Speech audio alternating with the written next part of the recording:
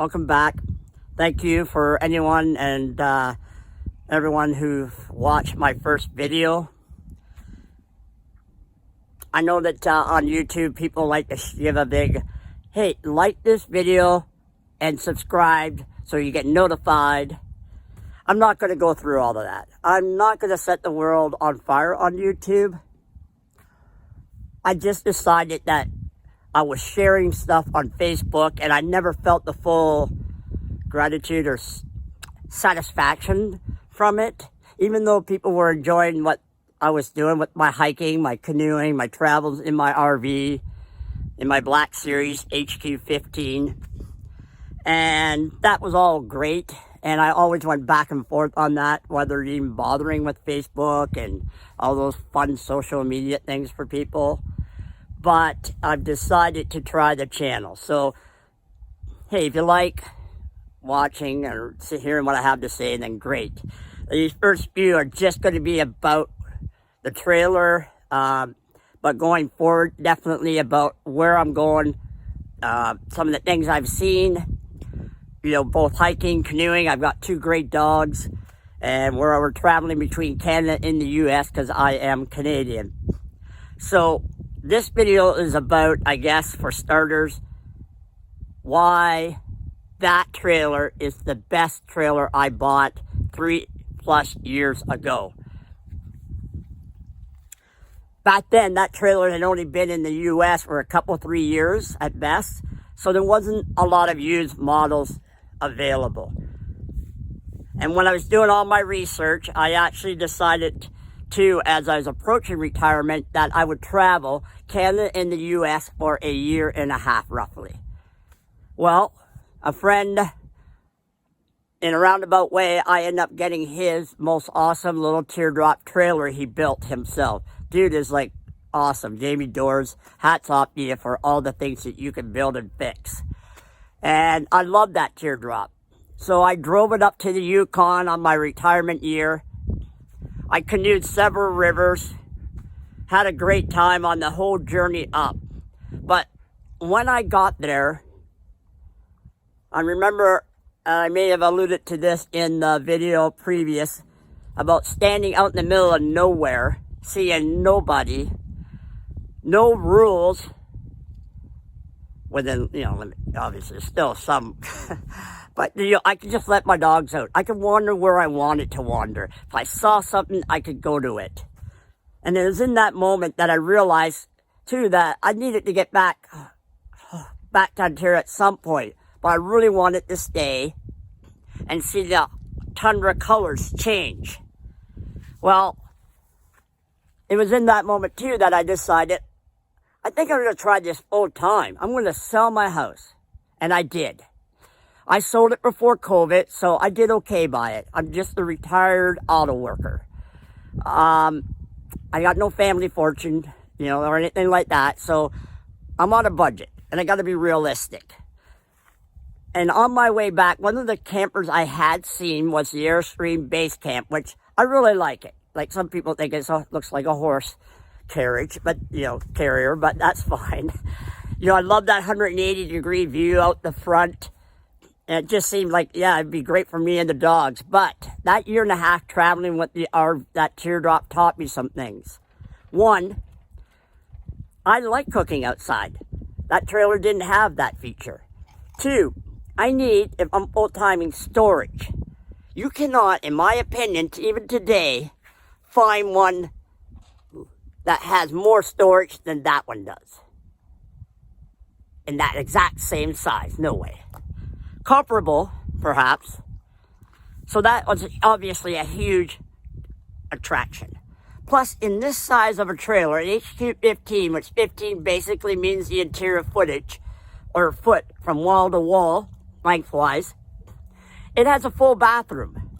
I could probably fit myself and, you know, another person in there. It's got a separate toilet. I like that personally. For full timing, I wanted that more of a bathroom feel. Plus, it's got a lot of storage in there. You just have to know how to use it. Like anything in life. Now, I've never owned an RV before, that teardrop and this.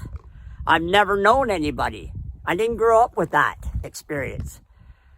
You know, so it was all new to me. And at the end of the day, when this came up for sale, I discovered it thanks to RV of America. I got to give them full credit for all the videos they did of them at that time that allowed me to discover it. So thank you to Michael and Shane. So I bought it. They hadn't been on the market long enough to buy a used one. So they were suggested retail price was like $50,000 American. Keep in mind I had to pay for things in cash because I'm Canadian. So $50,000 American. Then I got it for $45,000 American with some extras, 2 30-pound tags, a McHitch. So those were all nice, and they gave me a bit of a discount. They tell me that for buying from them, you're a part of their little organization or club of roamers, if you wish to be, which is trickier for me in being in Canada. But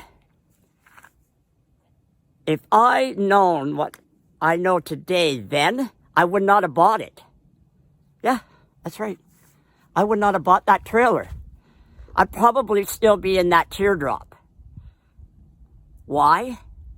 Because I thought when I bought that trailer, I got a few extra mods done by RV of America, that I was set. I'm going to begin my adventure. I'm going to find my path. And I did.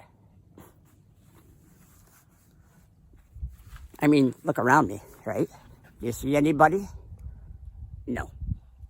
That I love. With 2 dogs, great dogs, I can open the door up many places I go and they run.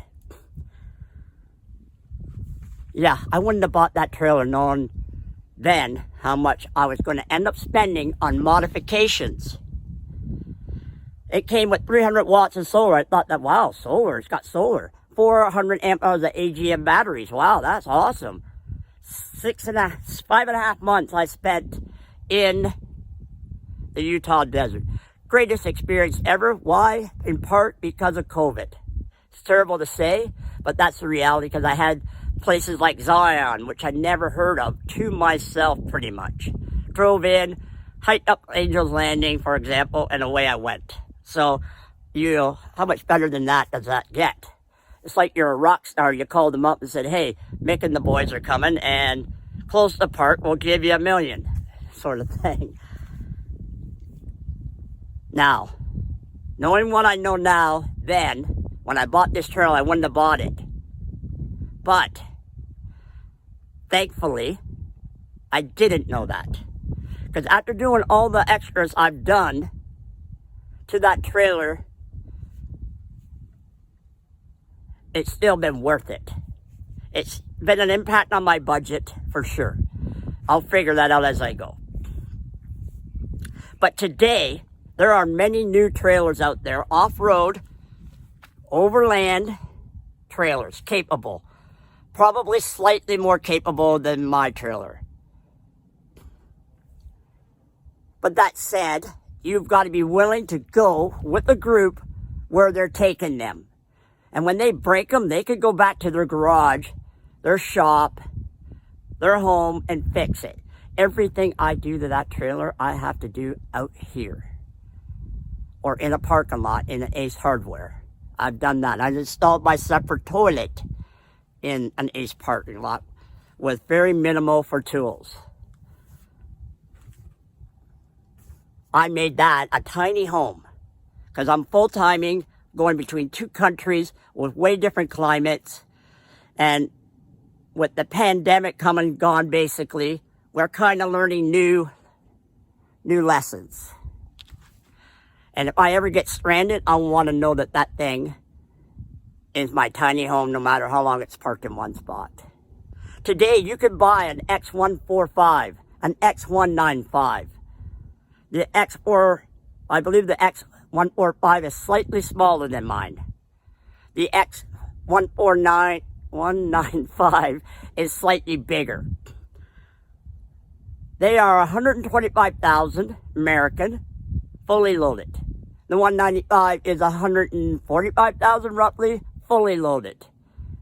That's a lot of money for someone like myself.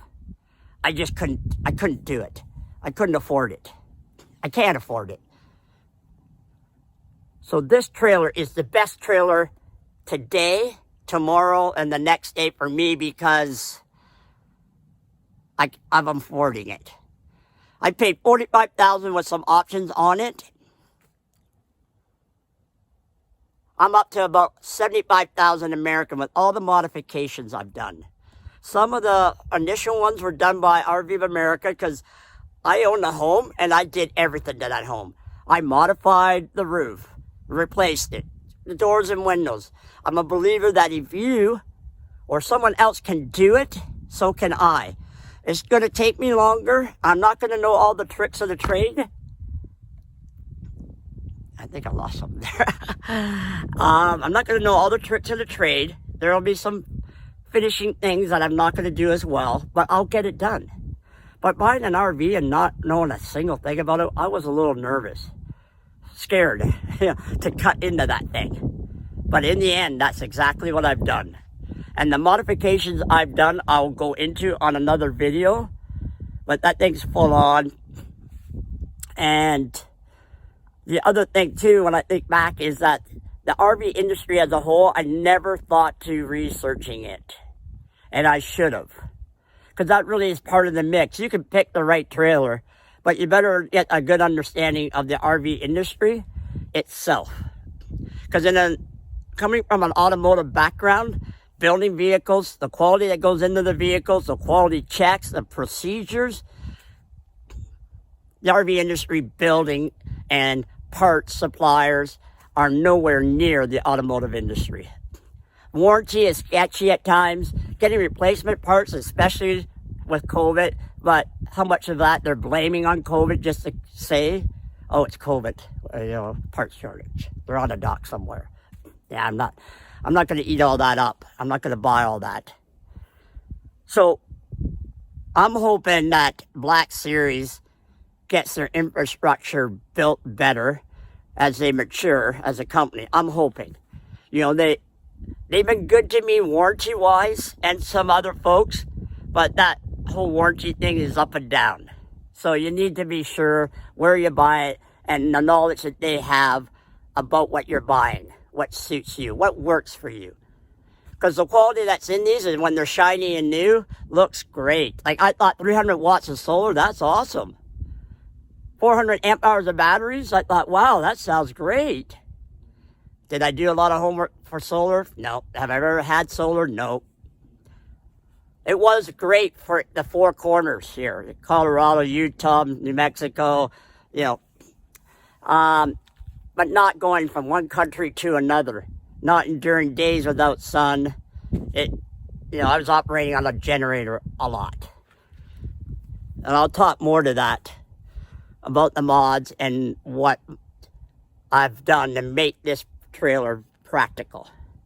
So all said and done, like I said, $75,000. That's half the money